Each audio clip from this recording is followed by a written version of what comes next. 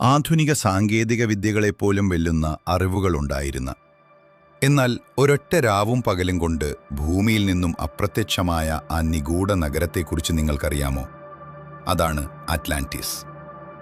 ക്രിസ്തുവിനു മുൻപ് 360 പ്രശസ്ത തത്വശാസ്ത്രജ്ഞനായ പ്ലേറ്റോ എഴുതിയ ടിമേയസ്, ക്രിറ്റിയാസ് എന്നീ പുസ്തകങ്ങളിലൂടെയാണ് അറ്റ്ലാന്റിസിനെക്കുറിച്ചുള്ള വിവരങ്ങൾ ലോകം ആദ്യമായി അറിയുന്നത്.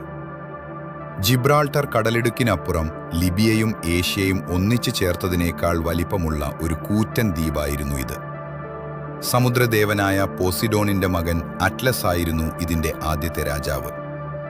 അദ്ദേഹത്തിന്റെ പേരിൽ നിന്നാണ് അറ്റ്ലാന്റിക് സമുദ്രം എന്ന പേര് പോലും ഉണ്ടായത്.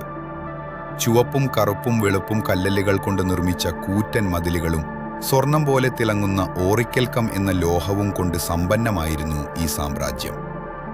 എന്നാൽ 9000 വർഷങ്ങൾക്ക് മുൻപുണ്ടായ അതിശക്തമായ ഭൂകമ്പത്തിലും പ്രളയത്തിലും പെട്ട് ഈ അത്ഭുത നഗരം കടലിന്റെ ആഴങ്ങളിലേക്ക് താഴ്ന്നുപോയി. ഇതൊരു വെറും കെട്ടുകഥയാണോ, അതോ ഇന്നും കടലിനടിയിൽ ഒളിച്ചുകിടക്കുന്ന യാഥാർത്ഥ്യമാണോ എന്നത് ഇന്നും ശാസ്ത്രലോകത്തെ വലിയൊരു ചോദ്യചിഹ്നമാണ്. അറ്റ്ലാന്റിസ് എന്തെങ്കിലും മനുഷ്യൻ കണ്ടെത്തുമെന്ന് നിങ്ങൾ കരുതുന്നുണ്ടോ? നിങ്ങളുടെ അഭിപ്രായം കമന്റ് ചെയ്യൂ.